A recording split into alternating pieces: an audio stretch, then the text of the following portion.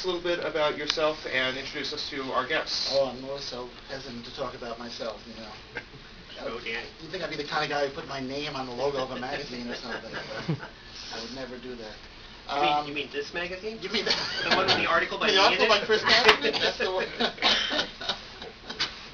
That's NC Christopher Couch, or when he goes into the hip-hop DJ mode at MC Christopher Couch. Now, I'm Danny Fingeroth. I edited a whole bunch of comics and wrote a whole bunch for Marvel. Over the years now, I am aiming to become the Professor Irwin Corey of comics, the world's foremost authority. I write about comics. I put together panels like this. I have a book called Disguised as Clark Kent, Jews, Comics, and the Creation of the Superhero, Superman on the Couch, A Rough Guide to Graphic Novels. We're in a comic shop. I bet they're available. So your email boxes are probably overfilled with annoying announcements about things I do. The panel, though, is actually quite distinguished. We have Kenneth Giniger. Did I pronounce it right? Sure. Okay, Kenneth Giniger, who, I met Ken when I was researching Disguised as Clark Kent, and my editor, Van Lamke, had worked with Ken and his wife, B. Cullinan, who are both legendary editors. I could spend the entire 2 hours just giving you Ken's credits, but I'll just read some of them, and hopefully I got them right. I got it off the internet, so you never know. In a publishing career which began in 1939, Kenneth Giniger has been editor-in-chief of Prentice Hall, president of Hawthorne Books and Consolidated Book Publishers, and founder and editor of International Publishing News. As a consultant, he's worked with publishers in all parts of the world on setting up companies, mergers and acquisitions, editorial and marketing development, and public relations. He established his own company, the K.S. Giniger Company, in 1964. It engages in what he terms joint imprint publishing. He's here today because he was a lifelong friend of Will Eisner. I thought you just met in high school, but apparently Yes. You knew each other even before high school. No, just high In school. high school, okay. So that, so if you want to know somebody who knew Will when he was built, and even before, this is the guy. NC Christopher Couch, at the end there. It says here, holds a PhD in art history from Columbia University, has taught art history at Amherst, Columbia, and many other schools. He was co-author of the Will Eisner Companion and was editor-in-chief of Kitchen Sink Press, where he worked with Will. He teaches the history of graphic novels and comics at the University of Massachusetts Amherst and SVA. And SVA. And SVA. He can fill us in after we start. Denny O'Neill is Denny O'Neill. He's a living legend. Bon vivant. Longtime group editor of the Batman line at DC. As a writer, he pretty much changed the rules of the game in comics with his groundbreaking work, especially with Neil Adams on Batman and Green Lantern. Did memorable work on Iron Man and Spider-Man at Marvel. He wrote the introduction to the first edition back in 1978 of Will's A Contract with God. Teacher, journalist, swell guy. That's us, so thanks. And some applause.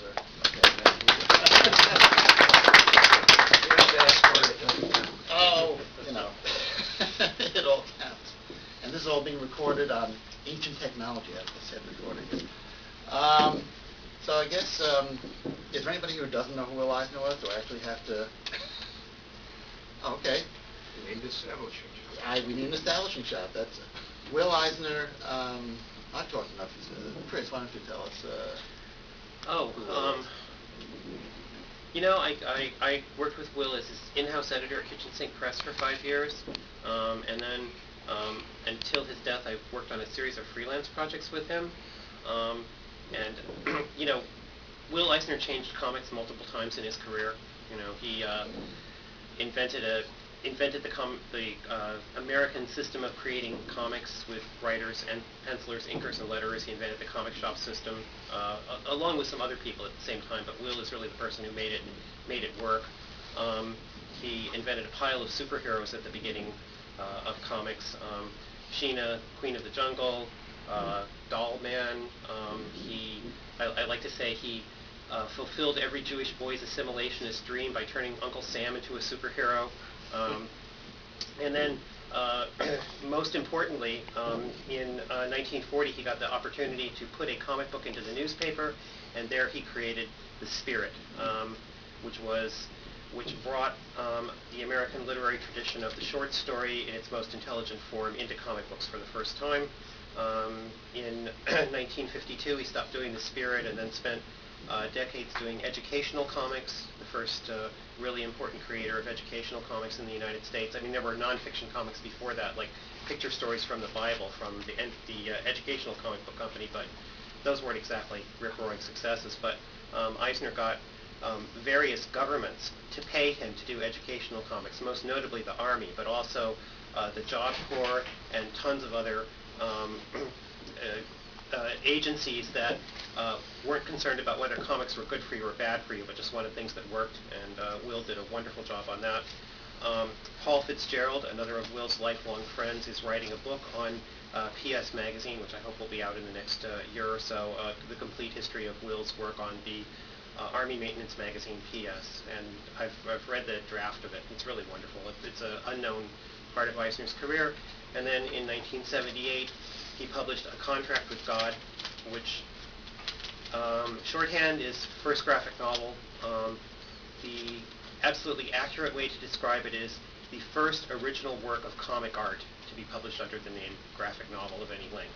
Okay, there were things that were called graphic novels before that, but they were adaptations of Robert E. Howard stories or collections of underground comic strips that have been published. It's the first original work published for the first time as a unit under the term graphic novel, and then it caused everybody kind of to rethink what they might be able to do in comics. And then Will, being the kind of guy he was, because he stuck to his last. Actually, we used to joke at Kitchen Sink that the only artist you would count on to meet his deadlines was Will Eisner, right? Everybody else would be, a week late, a month late. If you were Mark Schultz, a year and a half late. Will would tell you the day that the book was going to come in, and the book would come in on that day. That was that, okay? But after doing A Contract with God, because he thought it might be a good idea for people to do complex comics that adults could buy in bookstores, and nobody seemed to quite get it after he did Contract with God, he decided to just keep doing it. So after that, for the rest of his career, until his death in 2005, every year or two, sometimes 3 years, he would come out with another excellent, superb, wonderful graphic novel. And eventually people got the idea that that might be a good thing to do, and maybe comics would look a little bit different to the world. So that's a little about Will Eisner. Okay, so Kenneth, you went to high school with Will, and you worked together with him on the school newspaper and so on. Can you Yes. talk a little bit about those days with Will? I first met Will, I guess this would have been about 1932, 1933, at DeWitt Clinton High School here in the Bronx. And we both were on the school newspaper, the Clinton News, which had a remarkable group of youngsters on it, mostly motivated by a great faculty advisor named Rayfield Phillipson, who was known to his people as Fipsy, who kept up a lifelong, as long as he lived, as long as we lived, relationship with his boys.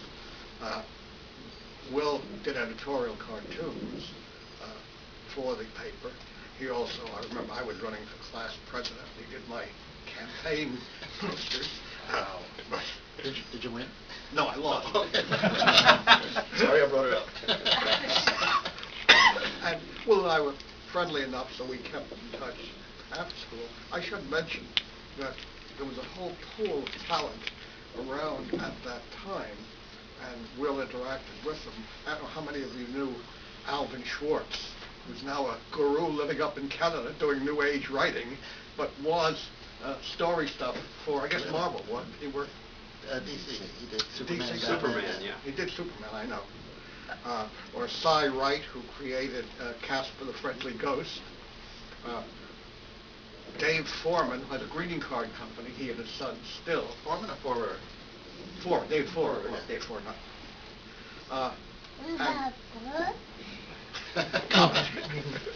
And Everybody's in the act. and was Dan Shore in your class? Daniel Shore from NPR? Dan Shore was the tryout editor when we all came in. He was a school generation ahead of us. Dan Shore, you may know, was a national correspondent for national public television, and he was a Clinton News product. But there were a lot of other people around. Jimmy Baldwin was a little later, but he was around. Bob Kane and Stan Lee also.